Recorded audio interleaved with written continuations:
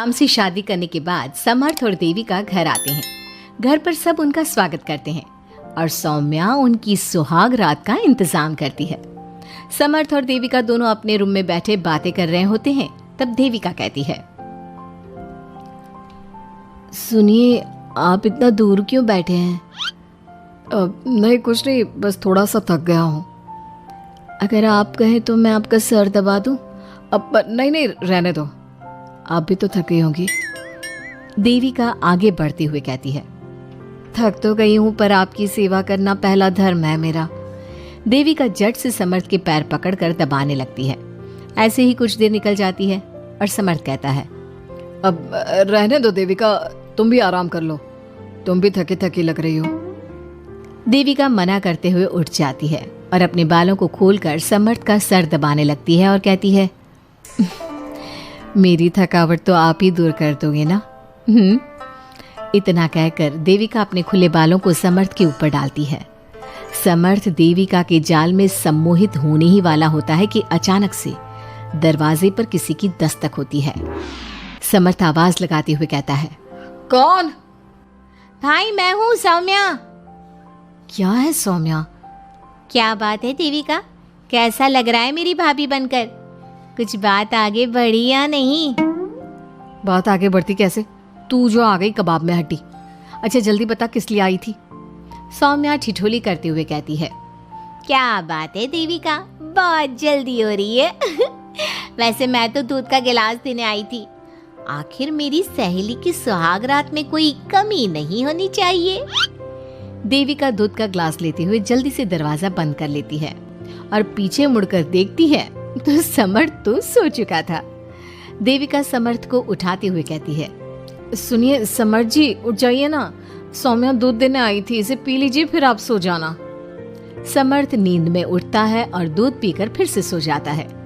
देविका उसके बगल में बैठी कहती है, सुनिए समर्थ जी, आज हमारी पहली रात है और आप सो रहे हो।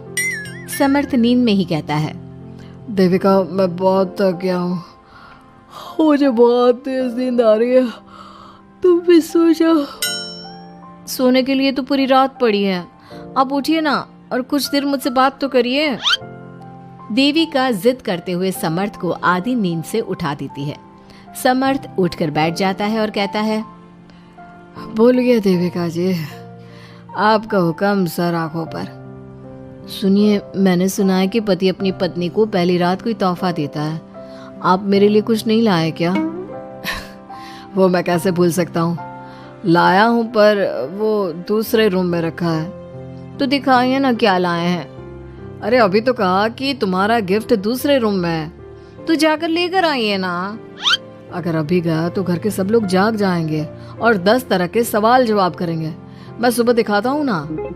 समर्थ इतना कहकर लेट जाता है और लेटे लेटे देविका से कहता है, अच्छा सुनो देविका, मुझे बहुत नींद आ रही है, मैं सो रहा हूँ, तुम भी सो जाओ। देविका समर्थ की बात सुनकर कहती है, आपको तो हमारी पहली रात की कुछ पड़ी ही नहीं है। इतना कहकर देविका भी उसके करीब आकर लेट जाती है और सो जाती है। अगली सुबह अधीरा समर्थ के रूम में सफाई करने आती है और देविका को उसके करीब लेटा देख रोने लगती है। रोने की सिसकी सुनकर समर्थ की आंख खुल जाती है। वो उठकर देखता है कि अधीरा उसके कमरे में रो रही है।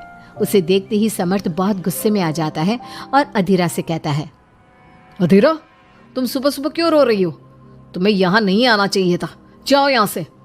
समर्थ अधीरा का हाथ पकड़कर रूम के बाहर कर देता है और कहता है, अब बिना दरवाजा नॉक किए अंदर मत आना। इतने में देविका भी आ जाती है और समर्थ को भड़काते हुए कहती है, हाँ समर्थ जी, ये रो रो कर हमारे घर में अपशगुन कर रही है, और अब ये देखो कैसे मगरमच्छ के आंसू दिखा रही है। इतना कहकर देविका अधीरा का हाथ पकड़कर घसीटती है और कहती है, अब क्या रोती रहेगी या कुछ काम भी करेगी? मुफ्त में रोटियां तोड़ने को नहीं मिलेगी यहाँ पर, चल उठ यहाँ से और कुछ काम कर। अधीरा वहां से उठकर रोते रोते चली जाती है और जाकर रसोई में सबके लिए चाय बनाती है और चाय जाकर पहले अपनी सास को देती है। चाय पीते ही मंजू अधीरा को गुस्से से कहने लगती है, लगता है मुझे मारने की साजिश कर ली है। अरे अभी तक तूने ढंग की चाय बनाना नहीं सीखा। इतनी मीठी चाय बनाई है कि कहीं मैं शुगर की बीमारी से मर ही ना जाऊं। अरे जा जाकर तू मर कहीं। अधीरा मंजू की बात सुनकर दुखी होती है। इतने में सौम्या वहाँ आ जाती है और कहती है, ये लो, महारानी अभी यहीं बैठी है और मैं पूरे घर में देख आई। अरे ओ महारानी, यहाँ बैठकर किसका मातम मना रही हो? उठ यहाँ से और जाकर हमारे कपड़े धो, बहुत कपड़े पड़े हैं धोने को। अधीरा वहाँ से कपड़े धोने चली जाती है और बैठे बैठे खुद को कोसने लगती है। हे भगवान, मुझे उठा ले तो अच्छा है, मैं थक गई हूँ इस जिंदगी से। ऐसे ही कुछ दिन निकल जाते हैं। अब समर्थ भी अपने काम पर जाना शुरू कर देता है। एक शाम अधीरा घर के सारे काम करके अपने रूम में आराम कर रही थी और मंजू अधीरा को आवाज लगाते हुए कहती है, अरे ओ कलमुही, अगर आराम हो गया हो तो आकर मेरे पैर दबा दे। देविका उस समय वहीं से गुजर रही थी और समर्थ का घर आने का टाइम देखकर देविका मंजू से कहती है, माँ जी सुनिए, आप कहें तो मैं दबा दूं आपके पाँव। पता नहीं अधीरा कहाँ है। देविका मंजू के पांव दबाने बैठ जाती है और कुछ ही टाइम बाद समर्थ भी वहां आ जाता है और देविका को माँ के पांव दबाते देख बहुत खुश होता है। वो सीधे अपने कमरे में चला जाता है। समर्थ को देख मंजू देविका से कहती है, अच्छा सुन, जा जाकर खाना लगा दे, और समर्थ थक कर आया है ऑफिस से, जाकर उसे पानी को पूछ ले।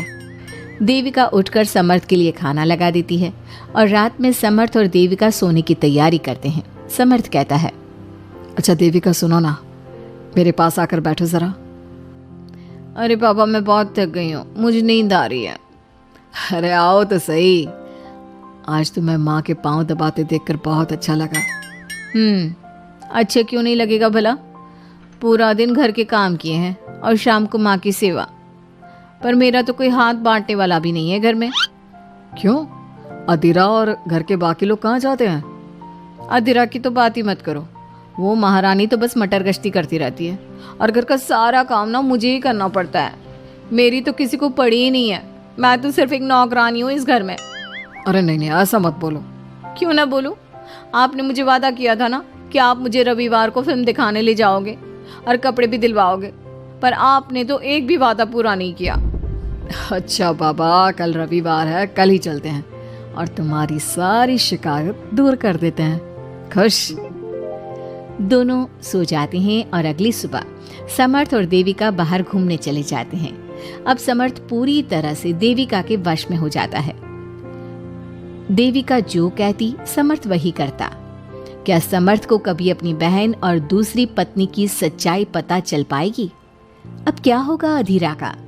इसके लिए हमारे अगले एपिसोड का इंतजार कीजिए।